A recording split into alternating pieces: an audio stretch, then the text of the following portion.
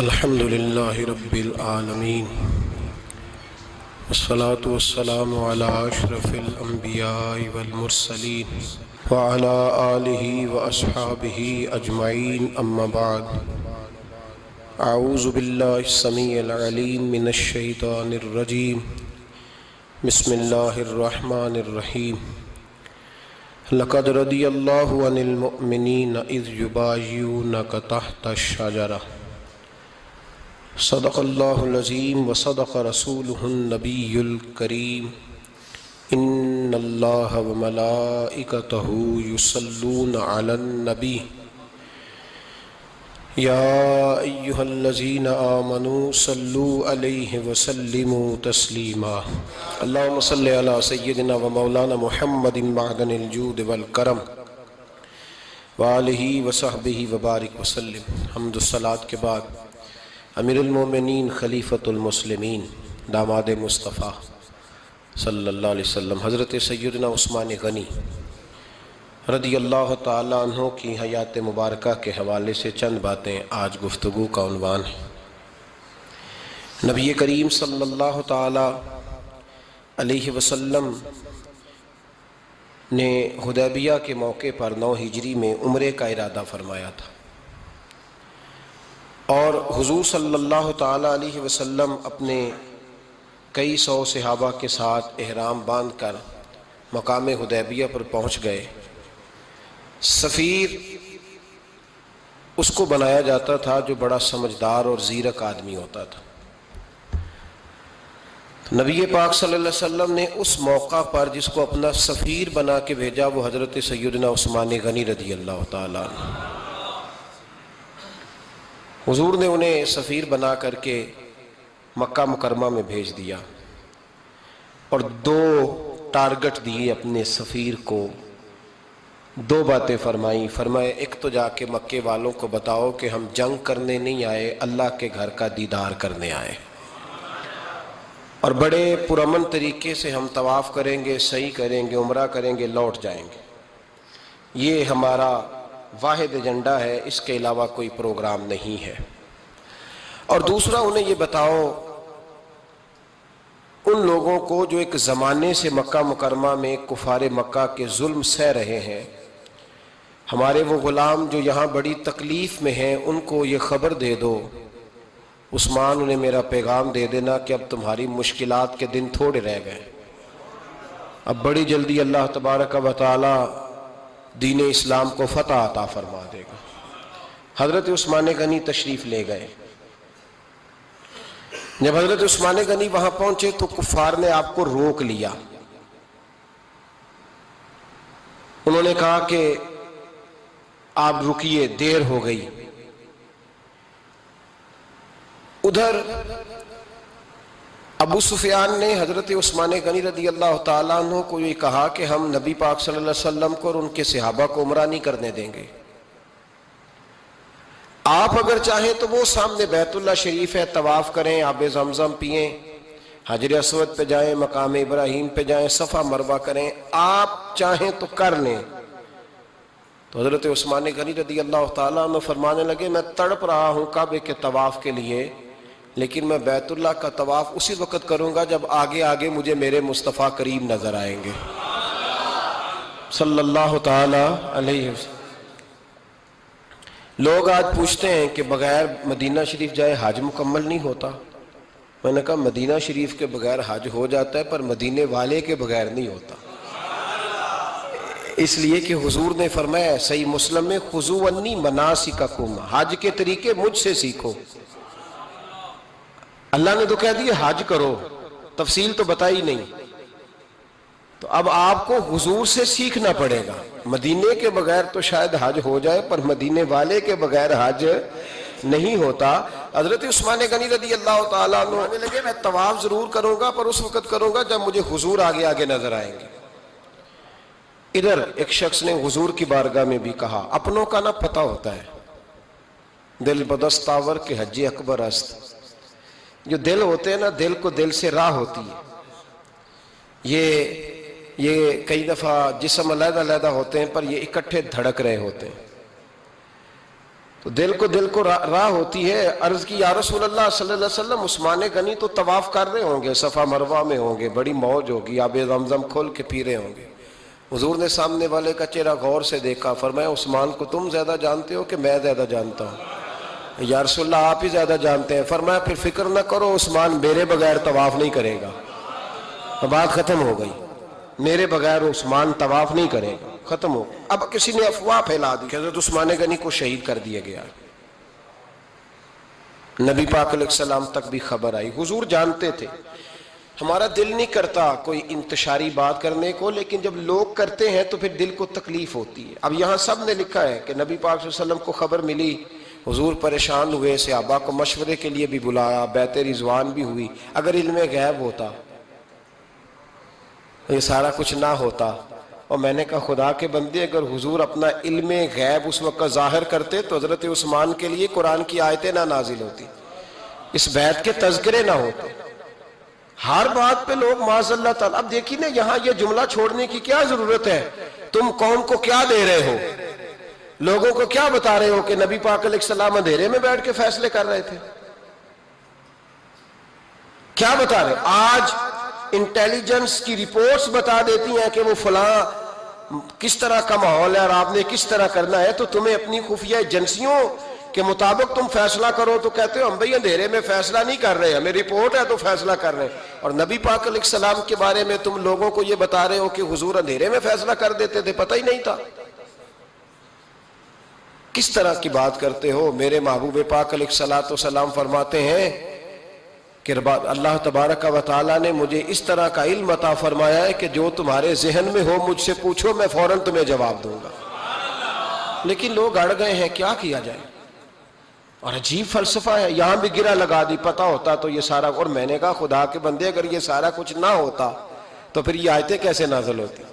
پھر صبح قیامت تک حضرت عثمان غنی کی عظمتوں کا کیسے پتہ چلتا؟ جب خبر ملی نا کہ حضرت عثمان غنی کو شہید کر دیا گیا تو حضور نے صحابہ کو بلایا، فرمایا آؤ میری بیعت کرو. حالانکہ بیعت پہلے ہو چکی، آؤ دوبارہ بیعت کرو. یا رسول اللہ کس چیز کی بیعت کرنی ہے؟ تو نبی پاک نے فرمایا میرے ہاتھ پہ بیعت کرو کہ ہم عثمان غنی کے خون کا بدلہ لیے بغیر یہاں سے جائیں گے نہیں. ہم عثمان کے خون کا بدلہ لیے بغیر یہاں سے جائیں گے. اور حوالہ کسی نے دیکھنا ہو علامہ اسماعیل حقی کا تو میں دکھاؤں گا.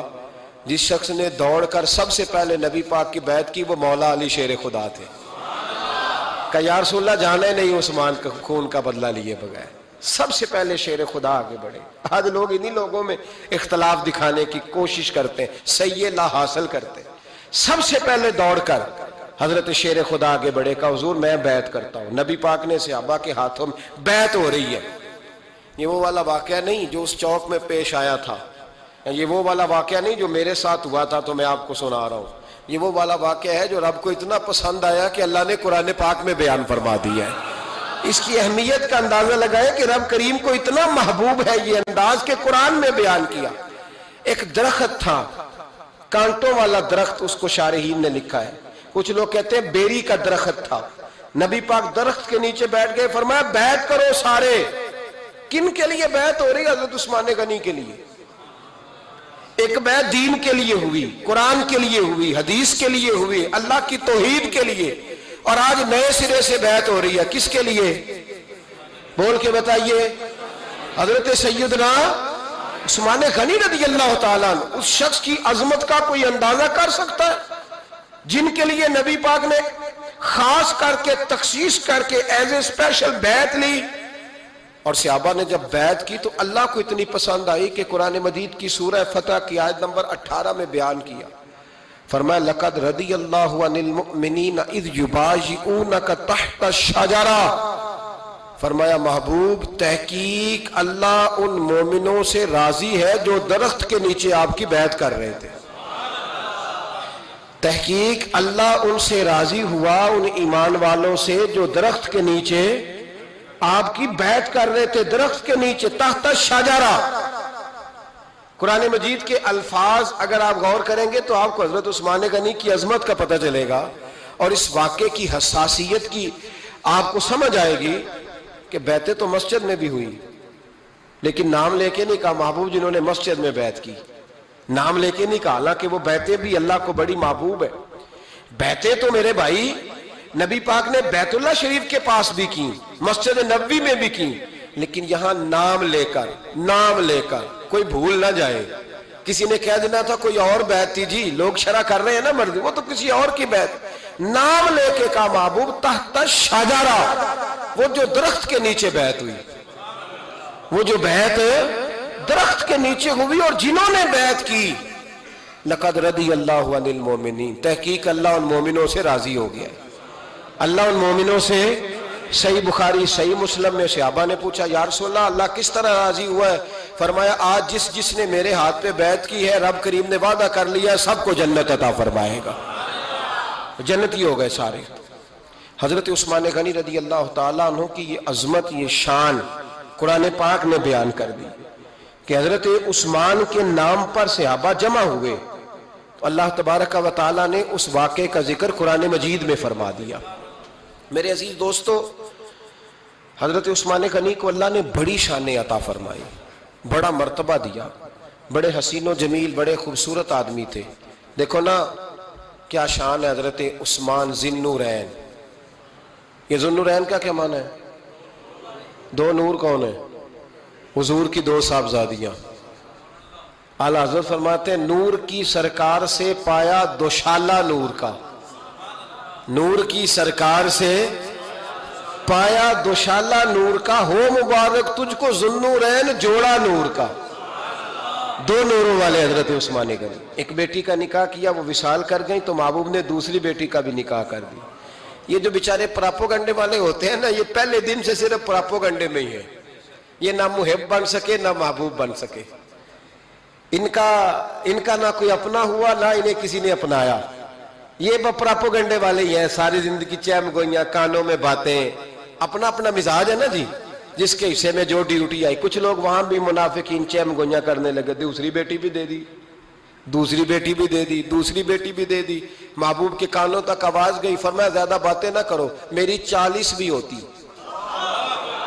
وہ ختم ہو گئی بات، تم 2-3 کی بات کرتے ہو.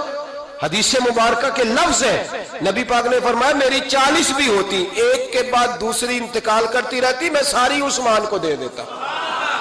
حد ہو گئی بھئی، اتنا بڑا مرتبہ. چیم گوئیاں نہ کرو، دوسری بھی دے دی، میری 40 بھی ہوتی.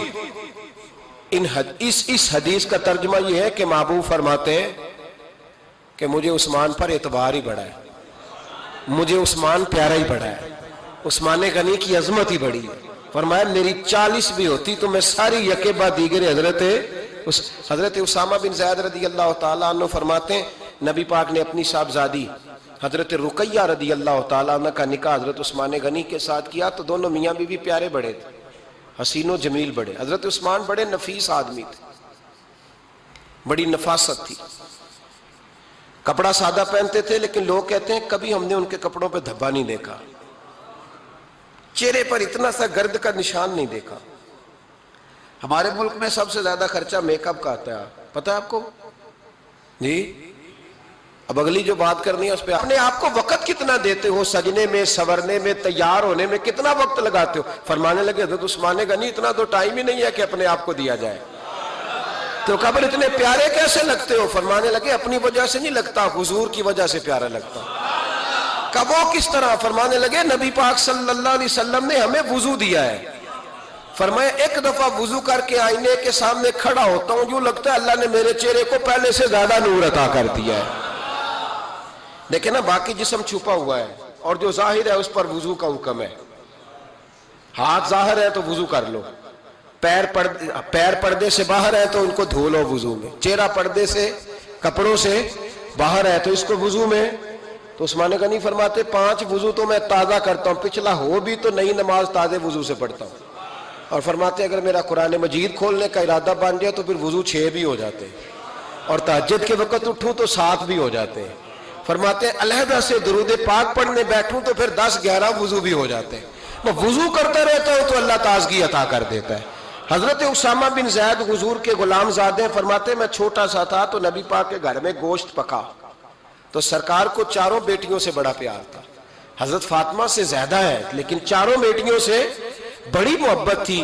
حضرت رقیہ اور جناب عثمان غنی کے گھر میں اسامہ بن زید کہتے ہیں حضور نے مجھے سالن دینے بھیجا, میں چھوٹا سا تھا اور بھی پردے کی آیتیں بھی نہیں آئی تھی, حکم بھی نہیں آیا تھا. کہتے ہیں میں سالن دینے گیا, واپس آیا تو میں نے ان دونوں کو بیٹھے دیکھا تو میں نے اتنے حسین میاں بیوی کبھی دیکھے نہیں تھے, اور میری طبیعت کھل اٹھی. فرماتے ہیں جب واپس آیا نا سرکار نے میرا چہرہ دیکھا, میں نے تو بات کرنی نہیں تھی, حضور نے چھیڑ دی. فرمایا میری بیٹی اور داماد کو دیکھ کے آئے ہو؟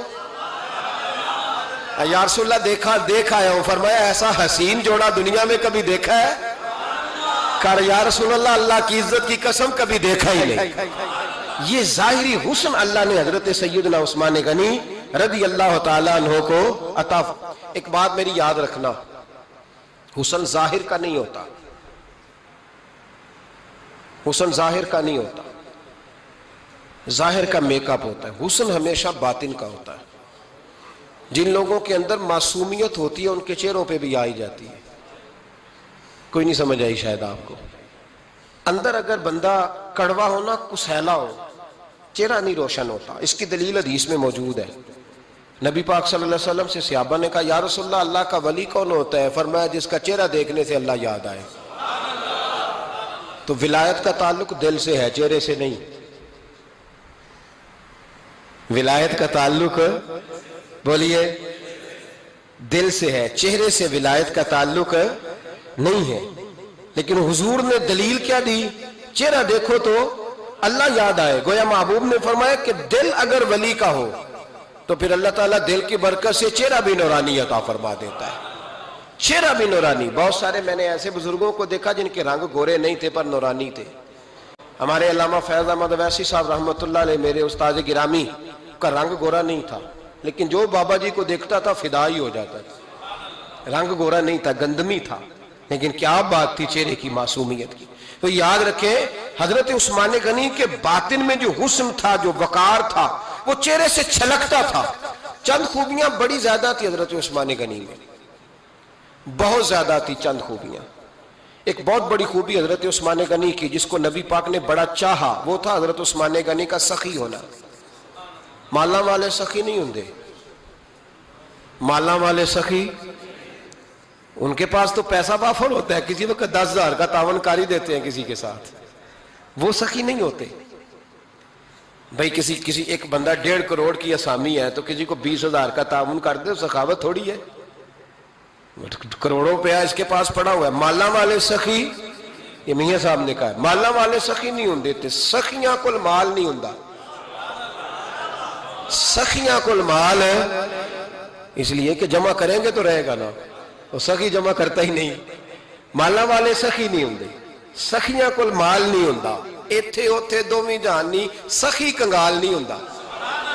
حضرت عثمان غنی رضی اللہ تعالیٰ عنہ فرماتے ہیں کہ جس دن حضور نے تبوک کے لیے جیش اسرا کے لیے اعلان کیا نا, تو حضرت عثمان غنی فرماتے ہیں کہ حضرت ابو بکر صدیق تو سارا مال لے آئے تھے, جناب عمر آدھا لے آئے تھے, مولا علی شیر خدا نے جی کھول کے دیا تھا, لیکن 800 گھوڑے بما پالان کی ضرورت تھی. یعنی 800 فوجیوں کا خرچہ, اپنے لفظوں میں بات کر رہا ہوں. فوجی کا خرچہ کیا ہوتا تھا کہ فوجی کا گھوڑا بھی چاہیے, گھوڑے کے ساتھ کجاوا بھی چاہیے, تلوار بھی چاہیے, نیزہ بھی چاہیے, تیر بھی چاہیے, لوہے کی جیکٹ بھی چاہیے. حضرت عثمان غنی کہتے ہیں نبی پاک نے اعلان کرنا شروع کیا. ایک دفعہ اعلان کیا تو میں نے کہا حضور 200 فوجی کا خرچہ میرا. تو نبی پاک نے دوسری دفعہ اعلان کیا تو کوئی اٹھا ہی نہیں. جنہوں نے دینا تھا وہ تو سارا کچھ پہلے ہی دے چکے تھے, کوئی اٹھا نہیں. کہتے مجھے بڑا عجیب لگا کہ میرے مصطفیٰ اعلان کریں. حضرت عثمان غنی فرماتے ہیں, شاہ ولی اللہ صاحب نے ازالت الخفا میں لکھا ہے کہ یوں پکڑ کے کہتے ہیں میں نے اپنا نا گریبان پکڑ لیا, عثمان تیرے نبی کو اعلان کرنا پڑ رہا. کہتے 1000 فوجی کا خرچہ چاہیے تھا, 1000 کا. عثمان کہتے تیسری دفعہ حضور نے اعلان کیا تو کہا یا رسول اللہ 200 اور ڈال لے. سنو سخی کس کو کہتے ہیں. حضرت عثمان غنی رضی اللہ تعالیٰ عنہ فرماتے ہیں میرے پاس کل خرچہ میرے پاس 800 فوجیوں کا تھا, میں سارا کچھ بھی گھر سے لے آؤں تو 1000 میں پھر بھی پورا نہیں کر سکتا تھا. لیکن جب نبی پاک نے چوتھی دفعہ کہا نا کہ اٹھو بھائی ابھی خرچہ چاہیے, عثمان کہتے ہیں مجھے لگتا تھا میرے گریبان پھٹ جائے گا. یار میرے محبوب کو اعلان کرنا پڑ رہا ہے. عثمان غنی فرماتے میں اٹھ کے کھڑا ہوا، میں نے کہا حضور اب آپ نے اعلان نہیں کرنا، آپ 1000 ہی میرے کھاتے میں ڈال دیں، میں سب کا بندوبست کرا دوں گا۔ فرماتے میں نے 200 فوجی کا خرچہ پکڑ دکڑ کے پورا کیا۔ 200 کا خرچہ، غریب اصل میں اللہ سے تجارت نہیں کرتا اس لیے امیر نہیں ہوتا، غریب اللہ سے تجارت کرے نا، اللہ سے، اس کے رستے میں 200 دے کے 70 گنا کی امید رکھے یہاں بھی وہاں بھی، پھر امیر ہو جائے۔ یہ تجارت نہیں کرتا، یہ کہتا ہے اللہ کے رستے میں امیر خرچ کریں گے، میری نہیں ڈیوٹی۔ حضرت عثمان غنی کہتے ہیں میرے پاس 800 کا بندوبست تھا، میں نے 1000 کا دیا۔ حضور تشریف لے گئے، فرماتے ہیں جہاد سے جب واپسی ہوئی نا، ایک ایسا سودا تھا جس میں سے مجھے نفع کی امید ہی نہیں تھی، پر اللہ نے مجھے 11 گنا نفع عطا فرمایا۔ مالا والے سخی نہیں ہوں دے، سخیاں کل مال۔ دیکھیں نا جنت البقیع،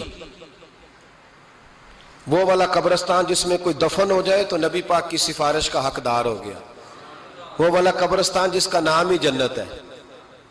وہاں نا ایک یہودی اپنے جانور باندھا کرتا تھا، تو سرکار ایک دن اس طرف گئے تو واپس آئے، حضرت عثمان غنی قریب کھڑے تھے، نبی کریم صلی اللہ تعالی علیہ وسلم نے فرمایا عثمان اس جگہ کی طرف ذرا چکر لگانا، جگہ بڑی اچھی ہے۔ عثمان غنی گئے، جگہ خرید کے واپس آ گئے۔ حضور نے فرمایا ہوا ہے؟ عرض کی حضور خرید آیا ہوں۔ فرمایا میں نے تو چکر لگانے کا کہا تھا۔ کہا یا رسول اللہ آپ نے یہ بھی تو فرمایا تھا جگہ بڑی اچھی ہے، تو جس کو آپ نے اچھا کہہ دیا یہودی کے پاس تو نہیں نہ رہنی چاہیے، تو میں نے خرید دی۔ شرم نہیں آتی لوگوں کو۔ حضرت عثمان کے بارے میں بات کرتے ہیں، جس قبرستان میں سیدہ پاک بی بی صاحبہ حضرت فاطمہ الزہرا آرام کر رہی ہے، وہ زمین حضرت عثمان نے تحفہ دی ہے۔ حیا نہیں آتی بات کرتے؟ شرم نہیں آتی؟ یہ صدقہ سیدہ فاطمہ کا ہی ہے، انہی کے لیے اللہ نے تحفہ دیا، پر اس کے پیسے حضرت عثمان غنی نے ادا کیے۔ پھر اس قبرستان میں سیدہ پاک نے آرام کیا، پھر اسی قبرستان میں عثمان ابن مسعود نے آرام کیا، پھر اسی قبرستان میں حضرت حلیمہ سعدیہ لیٹی ہوئی ہے، اسی قبرستان کے اندر نبی پاک کی زوجہ سیدہ عائشہ آرام کرتی ہے، پھر اسی زمین پر میرے محبوب کے پیارے نواسے امام حسن آرام فرمائے۔ حضرت عثمان غنی رضی اللہ تعالیٰ عنہ کے بارے میں بات کرتے تیری زبان نہیں کانپتی؟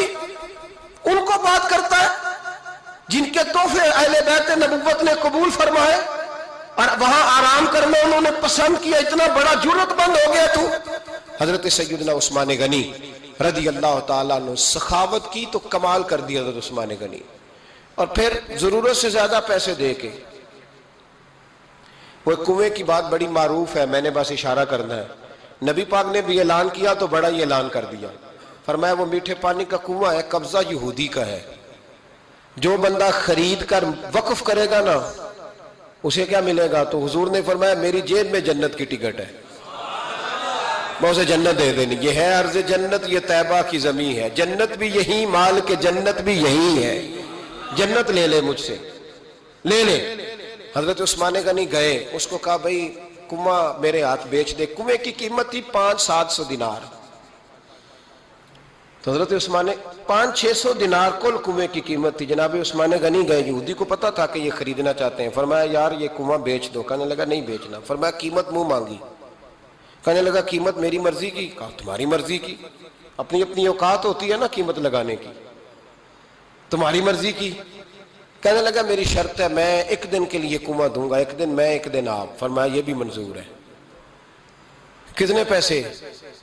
اس نے کہا میں 3000 دینار لوں گا، 500-600 کا ہے۔ حضرت عثمان غنی فرمانے لگے تو نے اپنی اوقات کے مطابق 3000 مانگا ہے، میں 40,000 لے کے آیا تھا، اپنی اوقات کے مطابق مانگا، 40,000 دینار میری جیب میں۔ یہودی کہنے لگا عثمان تو تاجر ہے، اور عام تاجر نہیں، عالمی سطح کا تاجر ہے، لوگ تیری تجارت کی مثالیں عرب میں دیتے ہیں، پر 500-600 کا کنواں 40,000۔ فرمانے لگے مسئلہ کنویں کا نہیں، مسئلہ مصطفیٰ کے فرمان کا ہے، وہ جو حضور کا فرمان پورا کرنا ہے نا، اس کے لیے 40,000 تھوڑے ہیں، میرے پاس تھے ہی اتنے جو لے کے آیا ہوں۔ حضرت عثمان نے پیسے چکائے، اس نے کہا ایک دن پانی ملے گا۔ فرمایا منظور ہے۔ وہ ایک دن بیچا کرتا تھا پانی، حضرت عثمان نے اعلان کر دیا جو میرا دن ہے نا فری پیو، اپنے بھی پیو، بیگانے کا اعلان کوئی نہیں کرنا، میرا کوئی پروگرام نہیں۔ لیکن آپ مطلب ہلکا ہلکا ایسے ایسے دیکھیں گے، سوچیں گے، غور کریں گے، او بھائی پیسہ بھی بانٹنے سے چلو بولو تو صحیح نا، اس پر بھی آپ حامی تو بھرے نا، سچی بات کر تو لینی چاہیے نا۔ چلے عمر آپ 2 سال کے بعد کر لینا، 6 سال کے بعد کر لینا، پر ہاں نہ تو صحیح کرے نا، پیسہ بھی ہمیشہ بانٹنے سے۔ ملا رومی رحمت اللہ علیہ فرماتے ہیں کنویں سے سادہ پانی نکل جائے تو تازہ آ جاتا ہے، اور اگر پانی کنویں کے اندر رہے سارا ختم نہ ہو تو باسی ہو جاتا ہے۔ اس لیے فرمایا کرتے تھے میں اس کنویں سے پانی پیتا ہوں جس پہ رش زیادہ ہوتا ہے، لیکن وہاں سے پانی ختم ہوتا ہے تو تازہ آتا رہتا ہے۔ فرماتے تو اللہ کے رستے میں سارا خرچ کر دے، اللہ تازے عطا کر دے گا اور پہلے سے زیادہ عطا کر دے گا۔ میرا آپ کا مسئلہ یہ ہے کہ تجارت بندوں کے ساتھ ہے، بندوں کے ساتھ جو تجارت ہے نا، بندے کنجوسی کر جاتے ہیں، بندے کا تو صحیح کام چل جائے تو پارٹنر کو فارغ کر دیتا ہے تو فارغ ہے، اور اگر کبھی کسی کی دکان میں کوئی کرایہ دار اچھا اس کی دکان چل جائے تو مالک کہتا ہے تو جا، اب دکان میں نے خود کھولنی ہے، وہ فارغ کر دیتا ہے۔ بندوں کا تو مزاج ہے۔ اور اللہ تبارک و تعالیٰ سے جب تجارت ہوتی ہے نا، میں نے ایسے لوگ دیکھے ہیں جن کے گھروں میں لاکھوں روپیہ ماہانہ آتا ہے، غربت نہیں جاتی۔ ان کو سوچنا چاہیے کہ کثرت والا پیسہ آیا ہے پر برکت والا نہیں آیا۔ حضرت عثمان غنی رضی اللہ تعالیٰ عنہ فرماتے ہیں کہ میں نے پہلے بھی میں بڑا تاجر تھا، لیکن جب سے مصطفیٰ کے نام پر خرچ کرنا شروع کیا، پھر کہاں کہاں سے آیا کب، اور بڑی سیانی بات فرماتے ہیں۔ آپ فرماتے ہیں میں کلمہ پڑھنے سے پہلے تجارت کو وقت زیادہ دیتا تھا، اور مسلمان ہونے کے بعد میں نے تجارت کو ٹائم تھوڑا دیا، پر اللہ نے روزی مجھے زیادہ عطا فرمائی۔ اس لیے برکت پر ہماری توجہ نہیں رہی، غیبی خزانوں پر خیال ہم نے چھوڑ دیا ہے۔ غیبی خزانوں سے جو چیز ملتی ہے وہ زیادہ ملتی ہے، جو مادی ذرائع سے ملتی ہے وہ چیز کم ہوتی ہے۔ حضرت عثمان غنی پر الزام لگا جب آپ کا دور حکومت تھا، یہ یاد رکھیں کہ سب سے زیادہ الزامات حضرت عثمان غنی پہ لگائے گئے۔ جن بندوں کے قد کاٹ زیادہ ہوتے ہیں ان کے خلاف پراپوگنڈے بھی لمبے چوڑے ہی ہوتے ہیں۔ بڑی بڑی بات یاد رکھنا، کہا گیا کہ حضرت عثمان لوگوں کو نوازتے بڑا ہے، بڑا دیتے ہیں حضرت عثمان غنی۔ تو حضرت عثمان غنی فرمایا کرتے تھے حکمران تو میں آج بنا ہوں تو میں تو پہلے بھی بڑا دیتا تھا، وہ کس خزانے سے دیتا تھا؟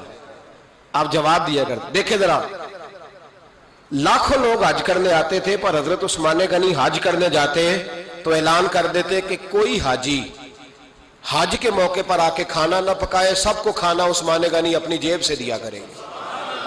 مینا میں لنگر کھانا ہوتا تھا حضرت عثمان غنی کا، مینا میں، فرماتے تھے کھاؤ حاجیوں جتنا کھا سکتے ہو۔ اور پھر حضرت عثمان غنی کا اعلان تھا، خدام کو کہتے تھے میں آخر میں کھاؤں گا، پہلے میرے سارے آنے والے حاجیوں کو کھلایا جائے۔ ایک مجھ سے نا ایک دوست نے سوال پوچھا 4-5 دن ہو گئے، کچھ سوال ایسے ہوتے ہیں جو بندے کو نا چوراہے پہ لا کے کھڑا کر دیتے ہیں، زندگی میں نہ بھولنے والے سوالات ہوتے ہیں۔ ایک شخص نے سوال پوچھا، کہنے لگا اوکاڑے دینی اور مذہبی گھرانہ ہے، اوکاڑے سے تعلق ہے، میرے ساتھ محبت کا رشتہ ہے۔ کہنے لگے بیٹی کی شادی کر دی ہے راول پنڈی میں، آپ کی بھی بیٹیاں ہیں، میری بھی بیٹی ہے، بیٹی کی شادی کر دی ہے راول پنڈی میں، اب بچی چند دن رہنے آئی ہے، پوچھنا یہ ہے کہ نماز پوری پڑے گی کہ قصر پڑے گی؟ تو میرا تو اس نے کام کر دیا، حد ہو گئی، رو رو کے برا حال۔ میں نے کہا یار تو بند کر دے فون، رات کو بتاؤں گا۔ کیا پوچھ لیا یار تو نے؟ بیٹی مسافر نہیں ہوتی، بیٹی تو مہرانی ہوتی ہے باپ کے گھر کی۔ تو بیٹی مطلب کیسے بتاؤں کہ دل کرتا ہے کہ بیٹی وہ صرف ہنسے، وہ روئے کبھی نہ، یہ دعا ہوتی ہے۔ تو نے اتنا بڑا سوال کیوں کیا؟ بہرحال علماء کو کچھ چیزوں کے جواب دینے پڑتے ہیں۔ میں نے کہا میں رات کو بتاؤں گا۔ رات کو پھر فون آیا کہ آپ تو بڑی جلدی جواب دینے کے عادی ہیں تو دیر کیوں کر دی؟ تو میں نے کہا یار جواب تو میرے پاس تھا لیکن ہمت نہیں تھی ابھی۔ تو میں نے کہا کہ اگر تو بیٹی آئی ہے والد کے گھر میں اور ابا جی کا پروگرام ہے اسے جائیداد میں سے حصہ دینے کا، تو پھر تو بیٹی نماز پوری پڑے گی، لیکن اگر ابا جی نے علیحدہ کر کے انگوٹھا لگوانا ہے تو پھر بیٹی مسافر ہے۔ اگر ابا جی نے اس کو علیحدہ کر کے انگوٹھا لگوانا ہے نا کہ دے دے بھائیوں کو، خیر ہے تیری شادی پہ خرچہ کر دیا ہے، اگر ابا جی کے دل میں نے کہا یہ ابے سے فتویٰ پوچھ لو، اگر ابا جی کے دل میں چور ہے نا کہ بیٹی کو دینا کچھ نہیں، تو پھر بیٹی نے نماز قصر پڑھنی ہے، اس لیے کہ پھر وہ وہاں حصے دار۔ اس کی دلیل حضرت عثمان غنی رضی اللہ تعالیٰ عنہ حج کے لیے تشریف لے گئے تو لوگوں نے حضرت عثمان غنی سے کہا کہ نبی پاک بھی قصر نماز پڑھتے تھے، حضرت عمر بھی حج کے موقع پر قصر پڑھتے، حضرت ابو بکر بھی، آپ کیوں پوری پڑھتے؟ فرمایا ان کا مکے میں گھر کوئی نہیں تھا، میرے تو پورے کے پورے باغ ہیں، تو میں یہاں مسافر نہیں ہوں، میں یہاں مقیم ہوں، تو اگر تو بیٹی کا حصہ بھی ہے ابا جی کے گھر میں تو پھر وہ نماز پوری پڑے گی۔ لیکن اگر ابا جی نے اللہ تعالیٰ خیر فرمائے بیٹوں کے حق میں فیصلہ سنا دیا ہے اور انہوں نے بیٹی سے کہہ دیا ہے کہ چھوڑ، جو بیٹیاں حصہ لیتی ہیں ان کے بھائی نہیں ملتے تو نہ ملے بھائی، کوئی حرج نہیں، ضروری ہے ظالم بھائیوں سے رابطہ رکھنا جو کھا جائے بہنوں کا حصہ۔ والد ظالم ہے، ظالم ہے باپ، بیٹے کو حصہ دیتا ہے بیٹی کو نہیں دیتا۔ اور یہ 1.5 مربے والے جاگیردار کی بات نہیں کر رہا، جس کا 4 مرلے کا مکان ہے اس کی بیٹی کا بھی حصہ بنتا ہے۔ کیوں کھاتے ہو بیٹیوں کا حصہ؟ ڈر نہیں آتا اللہ تعالیٰ سے؟ کیوں کھاتے ہیں لوگ بیٹیوں کا حصہ؟ جب اللہ رسول نے رکھا ہے تو کیوں کھا جاتے؟ اور پھر کہتے ہیں جناب بڑا پیار ہے بیٹی سے، رونے دھونے کے لیے پیار ہے۔ تو یاد رکھیں حضرت عثمان غنی رضی اللہ تعالیٰ عنہ کا لنگر چلتا تھا۔ تو میرے بھائی ایک اور بہت بڑی خوبی حضرت عثمان غنی کی تیسری وہ یہ تھی کہ آپ میں اللہ نے بہت زیادہ حیا رکھی تھی۔ آج نا اگر آپ ناراض نہ ہو تو ہماری حکومتوں میں جو بدتمیز زیادہ ہوتا ہے اس کا عہدہ زیادہ ہوتا ہے، اس کو اچھا عہدہ ملتا ہے جو بدتمیزی زیادہ کرتا ہے۔ اور ہمارے ہاں نوجوان سمجھتے ہیں کہ کھل کے پھرنا، کھل کے کھانا، مرضی کا لباس پہننا۔ ہمارے ایک بزرگ فرمایا کرتے تھے جب سے پیسے لوگوں کے پاس زیادہ آئے ہیں لباس چھوٹے ہو گئے، پیسہ زیادہ آ گیا کپڑے جسموں پہ سکڑ گئے۔ لوگ سمجھتے ہیں کہ بس جو دل میں آئے کہہ دینے کا نام جمہوریت ہے، آزادی رائے ہے۔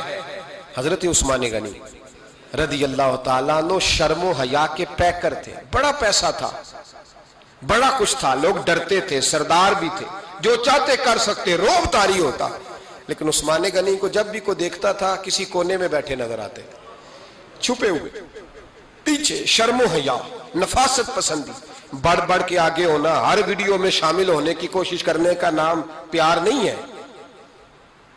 نفاست پسند جو لوگ ہوتے ہیں وہ اکثر چھپے ہوئے ہوتے ہیں، ان کا پتہ ہی نہیں ہوتا لوگوں کو کہ پیچھے دراصل ہے کون۔ دیکھیے نا بڑی معروف حدیث ہے صحیح مسلم میں، نبی پاک صلی اللہ علیہ وسلم آرام فرما رہے تھے، حضور نے تامت مبارک باندھی ہوئی تھی، لیٹے ہوئے تھے سرکار۔ تو جب آدمی لیٹتے تھے نا، ہمارے بزرگ بھی جب لیٹتے ہیں تو تامت کو سمیٹا کرتے تھے تو گھٹنوں تک آ جاتی تھی، دیکھا نا آپ نے، گھٹنوں تک تامت آ جاتی جب لیٹتے۔ تو سرکار بھی لیٹے تھے، پردے کی ابھی آیتیں نہیں آئی تھی، دروازے پہ دستک ہوئی، حضرت عائشہ صدیقہ عرض کرنے لگے یا رسول اللہ میرے ابا جان جناب ابو بکر صدیق آئے۔ حضور نے فرمایا بلا لو۔ حضرت عائشہ کہتی ہیں وہ آ کے بیٹھ گئے، حضور لیٹے رہے، پھر دستک ہوئی، اب کون ہے؟ کہا سیدنا فاروق اعظم۔ کہا عائشہ آپ ساتھ والے حجرے میں چلی جاؤ۔ اماں جی وہاں چلی گئی۔ تھوڑی دیر کے بعد حضرت عمر آئے، حضور لیٹے رہے، جناب عائشہ کہتی ہیں پھر دستک ہوئی، اب کون ہے؟ فرمایا عثمان غنی۔ نبی کریم نے فرمایا اسے کہو ذرا ٹھہر جائے۔ حضرت عثمان ٹھہرے تو حضور اٹھ کے بیٹھے، تہمت مبارک کو ٹھیک کیا، پھر اپنے کرتے مبارک کو سیدھا کیا، پھر دستار کو سیدھا کیا، فرمایا اب بلاؤ عثمان غنی کو۔ حالانکہ جاہو جلال حضرت عمر کا زیادہ ہے، حالانکہ وقار مقام حضرت صدیق اکبر کا زیادہ ہے، اب بلاؤ عثمان غنی کو۔ حضرت عثمان غنی رضی اللہ تعالیٰ عنہ آئے، بیٹھے، بات چیت ہوئی، تینوں چلے گئے۔ حضرت عائشہ صدیقہ کہتی ہے میرے ذہن میں سوال رہ گیا، میں نے عرض کی یا رسول اللہ صلی اللہ تعالیٰ علیہ وسلم وہ 2 لوگ آئے، آپ بیٹھے رہے، عثمان آئے تو آپ نے اہتمام کیا، کیا لفظ ہے، اور لفظوں میں تاثیر ہے، اور جملے 2 کہے نبی پاک نے لیکن کتنا بڑا ان کا مرتبہ بیان کیا۔ فرمایا عائشہ میں اس شخص سے حیا نہ کروں جس سے اللہ کے فرشتے بھی حیا کرتے ہیں، میں اس سے حیا نہ کروں جس سے اللہ کے فرشتے بھی حیا کرتے ہیں۔ حضرت عثمان غنی فرمایا کرتے تھے میں نے جب سے حضور کا چہرہ دیکھا ہے دوبارہ پلٹ کے اپنی شرمگاہ بھی کبھی نہیں دیکھی، گویا میں نے اپنی آنکھوں کا وضو نہیں توڑا جب سے حضور کا۔ فرماتے جب سے یہ ہاتھ نبی پاک کو بیعت کے لیے دیا ہے پھر گندگی میں نہیں جانے دیا میں نے سیدھا ہاتھ۔ حضرت عثمان غنی فرمایا کرتے تھے میں اپنے گھر کے اندر اپنے غسل خانے میں 4 دیواری کے اندر بھی کپڑوں سمیت غسل کرتا ہوں، مجھے حیا آتی ہے غسل خانے میں بھی کپڑے. اور سنو ایک اور بڑی بات اہم، آپ فرمایا کرتے تھے میری جو محرم عورتیں ہیں نا، محرم پھپھی خالہ، میری جو محرم عورتیں ہیں، فرمایا کرتے تھے میں نے کبھی ان کے بھی چہرے آنکھ بھر کے نہیں دیکھے، ان کے بھی چہرے کبھی میں نے آنکھ بھر کے نہیں دیکھے. جو میری محرم عورتیں ہیں پھپھی خالہ، فرماتے تھے ان سے بھی جب بات کرتا ہوں تو میں چہرہ جھکا کے. ہمارے ہاں تو کزن ایک دوسرے سے سلام لیتے ہیں، لڑکیاں لڑکے کزن ایک دوسرے سے سلام لیتے ہیں. بچیاں آیا کرتی تھی تو میری کبھی کبھی مجھے بتایا جاتا تھا، میں نے ایک پابندی لگا دی، بچیاں جب مدرسے میں آتی تھی کہ جو دور سے بچی آئے اس کو جس آدمی کا نام لکھا ہو بتایا جائے وہی لینے آئے. ایک دن مجھے اطلاع دی گئی کہ آپ تھوڑی دیر آئیں. میں گھر گیا تو مجھے بتلایا گیا کہ ایک بچی ہے تو اس کو جو پہلے لینے آتا تھا وہ نہیں آیا، کوئی اور آیا. میں نے اس کے بھائی کو فون کیا کہ آپ لینے نہیں آئے. کہنے لگے یہ کزن ہے ہمارا، اس کے ساتھ بھیج دیں، آپ ہمارا ہی کزن ہے، خالہ زاد ہے. میں نے کہا یار آپ کہاں ہو؟ کہنے لگے مجھے 20-25 منٹ لگ جائیں گے. تو میں نے کہا ابھی کلاسیں بھی جاری ہیں تو آپ ہی آ جانا خود ہی. میں نے کہا سب آپ بھیج دیں، مجھے اعتبار ہے اس پہ. میں نے اس کو ایک بات کہی جو آپ کو بھی کہتا ہوں، میں نے کہا یار تمہیں اعتبار ہے تو اللہ رسول کو اعتبار کیوں نہیں؟ انہوں نے کیوں غیر محرم بنایا ہے؟ عجیب تماشا ہے. مجھے پھپھی ذات پہ، خالہ ذات پہ، ماموں ذات پر اعتبار ہے، نبی پاک کو کیوں نہیں؟ آپ کو زیادہ پیار ہے لوگوں سے یا نبی پاک کو امت سے زیادہ پیار ہے؟ کیا مطلب تماشا ہے؟ کیا مزاج بنا لیا میں نے اور آپ؟ نبی پاک نے ایک شخص پر اعتبار نہیں کیا، فرمایا اس سے پردہ کرو. آپ نے اور میں نے کیسے کر لیا؟ نبی پاک نے خالہ ذات، پھپھی ذات، دیور پر، جیٹ پر، سالے پر، بہنوئی پر اعتبار نہیں کیا، پابندی لگا دی. تو نے کیسے کیا؟ تیرے دل میں زیادہ درد ہے، تو زیادہ دین کو سمجھنے لگا ہے، انسانیت زیادہ اچھل آئی ہے تیرے اندر. اعتبار کیا ہوتا؟ یاد رکھنا دنیا میں جتنے گھر تباہ ہوئے ان لوگوں کی وجہ سے نہیں ہوئے جن پر اعتبار نہیں تھا، ان کی وجہ سے ہوئے جن پر اعتبار تھا. گھر کا بیٹی لنکا ڈھائے، باہر والے آ کے کبھی بھی گھر میں کوئی نقب زنی نہیں کرتے، جب بھی کرتے ہیں اعتبار والے کرتے. میرے رسول پاک علیہ السلام کی وہ ازواج جن پر اللہ کو اتنا اعتبار ہے کہ رب کہتا ہے میرے محبوب کی بیویوں تمہاری جیسی دنیا میں دوسری ہے ہی کوئی نہیں. اللہ کو اتنا اعتبار ہے. لیکن ایک نابینا صحابی آئے تو حضور کی 2 ازواج بیٹھی تھی تو نبی پاک نے فرمایا پردہ کرو. یا رسول اللہ وہ تو نابینا ہے. فرمایا تمہیں تو نظر آ رہا ہے نا، تمہاری آنکھیں تو کھلی ہوئی ہیں. حضور کو اعتبار نہیں تھا. بس کر دیں. سب سے بڑا ظالم وہ ہے جو کہتا ہے مجھے بیٹی پہ اعتبار ہے. وہ ظالم ہے، وہ اپنی بیٹی کے ساتھ ظلم کر رہا ہے. جو کہتا ہے مجھے اعتبار ہے، کالج جا رہی ہے، یونیورسٹی جا رہی ہے، اکیلے آ جا رہی ہے، مجھے اعتبار ہے. یہ ظلم کر رہا ہے بچی کے ساتھ. وہ تو بچی ہے، اس کا تو ذہن کمزور ہے. ہو سکتا ہے صاف دل ہو لیکن سامنے جو شیطان چوکوں میں گلیوں میں دائیں بائیں گھوم رہے ہیں وہ تو صاف دل نہیں ہے نا، وہ تو معصوم طبع نہیں ہے نا. تو بعض اوقات بڑے اچھے نفیس بچے بھی شیطانوں کا شکار ہو جاتے ہیں. خدا کا خوف کریں. حضرت عثمان غنی کی زندگی، حضرت عثمان فرماتے ہیں جو محرم عورتیں تھیں ان کی طرف بھی آنکھ بھر کے نہیں دیکھا، اس لیے کہ وہ خاتون ہے، میں مرد ہوں، میری حیا مانی. آج لوگوں کو شوق ہو گیا عورتوں کی مجلس میں دوڑ دوڑ کے جانا، وہاں بیٹھنا، وہاں وقت بتانا. پیرانے عظام کہتے ہیں کہ وہ درویشنیوں کے بیچ بیٹھے ہیں جی، باپ بیٹی ہوتے ہیں جی، مریدنی اور پیر. میں نے کہا کوئی نہیں ہوتے. اس رشتے پر استدلال ہے. اعلیٰ حضرت فرماتے ہیں واجب ہے پردہ پیر اور مریدنی کا، یہ پردہ واجب ہے. اگر کوئی شخص اس طرح بے پردہ بیعت لے گا، بیچ میں بیٹھے گا تو اس کا تو مرید ہونا ویسے ہی حرام ہے، جائز ہی نہیں ہے. جو سارا دن تویز دھاگے کے لیے بیٹھا رہے اور بیویوں سے گفتگو کرتا رہے.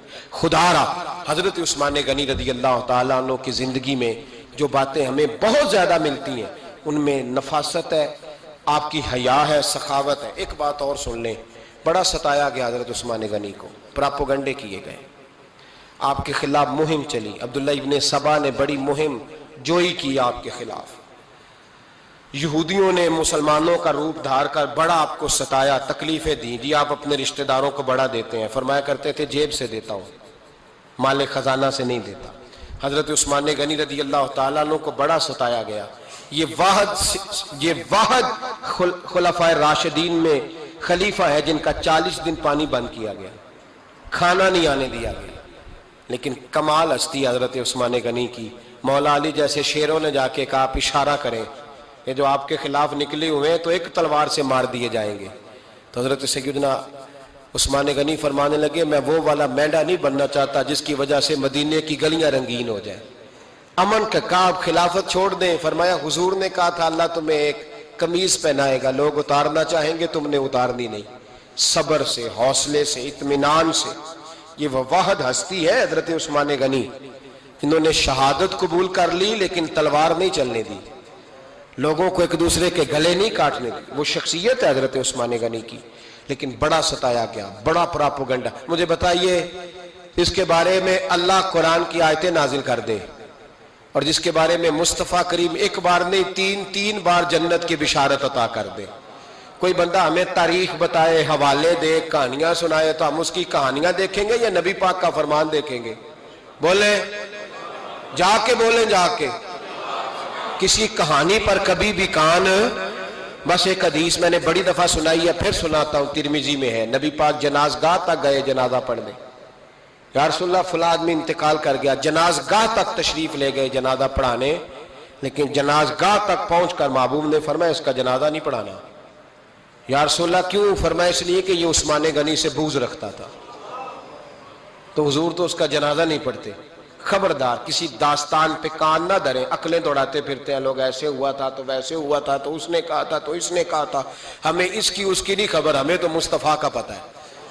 جو حضور نے جن کی شان بیان کر دی ان کی شان پر ہم کسی تاریخ کا حوالہ مزید ضرورت محسوس ہے. بس اپنی طبیعت میں سادگی اور صفائی پیدا کریں، سخاوت پیدا کریں، حیا پیدا کریں. یہ حسن ہے. اس حسن کو حضرت عثمان غنی نے تقسیم کیا ہے. اللہ سمجھنے کی توفیق عطا فرمائے. آخر دعوانا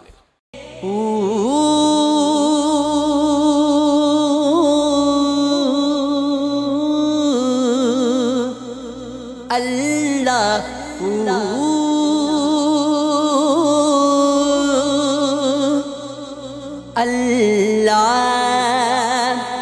اللہ